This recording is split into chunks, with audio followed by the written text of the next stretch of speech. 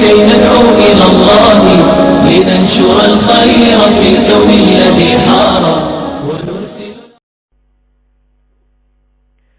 بسم اللہ الرحمن الرحیم. صرف 5 منٹ کا مدرسہ قرآن و حدیث کی روشنی میں. 31واں دن ایک سفر المظفر. نمبر 1 اسلامی تاریخ. حضرت یعقوب علیہ السلام پر آزمائش. دیگر انبیاء کی طرح حضرت یعقوب علیہ السلام کو بھی کافی مصیبتیں برداشت کرنی پڑی.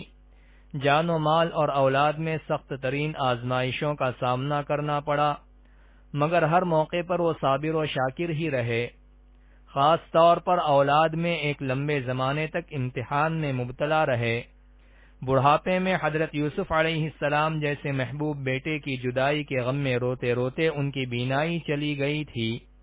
ابھی یہ رنج و غم ختم نہیں ہوا تھا کہ ان کے دوسرے بیٹے بنیامین کی جدائی کا واقعہ پیش آ گیا. اس طرح ان کی محبوب اولاد ان سے دور ہو گئی. اس کے ساتھ ہی دعوت و تبلیغ میں پیش آنے والی تکالیف اور لوگوں کے اس دعوت کو قبول نہ کرنے کا رنج و غم الگ تھا. مگر اللہ تعالیٰ کے یہ جلیل القدر نبی ساری مصیبتوں کو برداشت کر کے صبر و شکر کرتے تھے اور اللہ تعالیٰ کی مدد کے طلبگار رہتے تھے. اللہ تعالیٰ نے ان کے صبر کا یہ بدلہ عطا کیا کہ بکھرے ہوئے بیٹوں سے ملاقات کرا دی اور تمام اولاد کو جمع کر دیا اور ساتھ ہی ان کی بینائی بھی واپس کر دی. یقیناً اللہ تعالی صبر کرنے والوں کو ایسے ہی انعامات سے نوازتا ہے. نمبر 2 اللہ کی قدرت.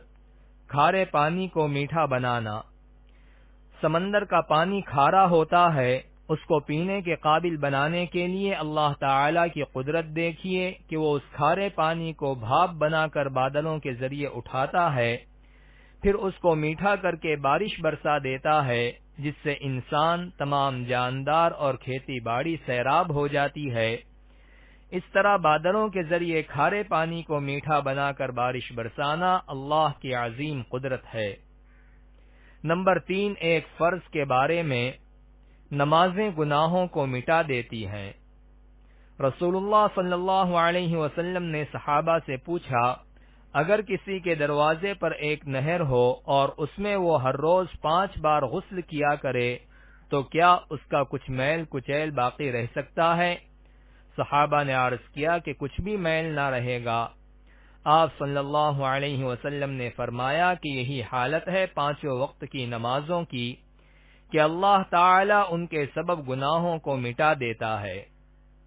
نمبر 4 ایک سنت کے بارے میں. زمین پر بیٹھ کر کھانا.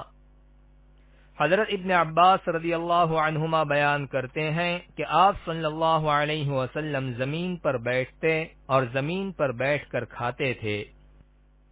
نمبر 5 ایک اہم عمل کی فضیلت. قرآن پڑھنا اور اس پر عمل کرنا. رسول اللہ صلی اللہ علیہ وسلم نے فرمایا، جس نے قرآن پڑھا اور اس کے حکموں پر عمل کیا تو اس کے ماں باپ کو قیامت کے دن ایسا تاج پہنایا جائے گا جس کی روشنی آفتاب کی روشنی سے بھی زیادہ ہوگی. تو تمہارا کیا خیال ہے اس پر عمل کرنے والے کے بارے میں؟ نمبر 6 ایک گناہ کے بارے میں. کسی مسلمان کی غیبت اور بے عزتی کی سزا.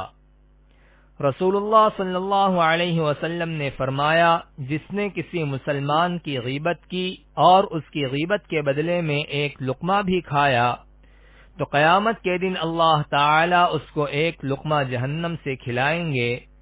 اور جس نے کسی مسلمان کی بے عزتی کی اور اس کے بدلے میں اس کو کپڑا پہننے کو ملا تو قیامت کے دن اللہ تعالی اس کو اسی قدر جہنم سے پہنائیں گے. نمبر 7 دنیا کے بارے میں. دنیا دار کا گھر اور مال.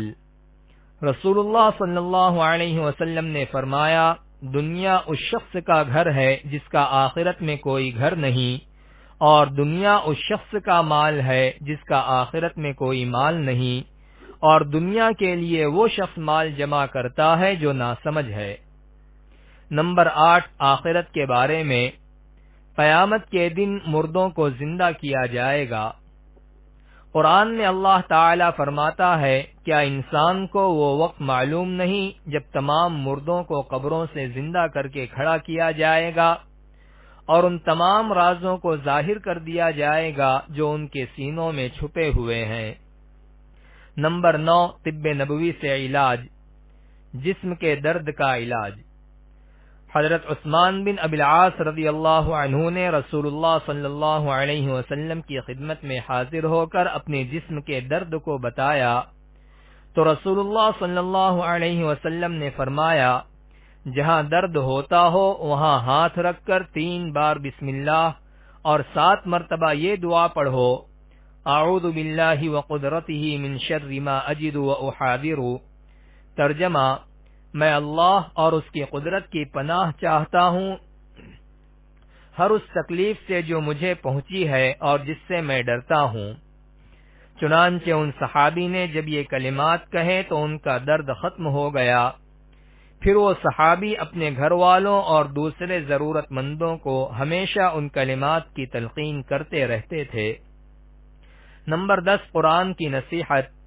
قرآن میں اللہ تعالی فرماتا ہے، تم لوگ اللہ کے راستے میں خرچ کیا کرو، اپنے آپ کو اپنے ہاتھوں سے ہلاکت میں نہ ڈالو اور خلوص سے کام کیا کرو، کیونکہ اللہ تعالی اچھی طرح عمل کرنے والوں کو پسند کرتا ہے۔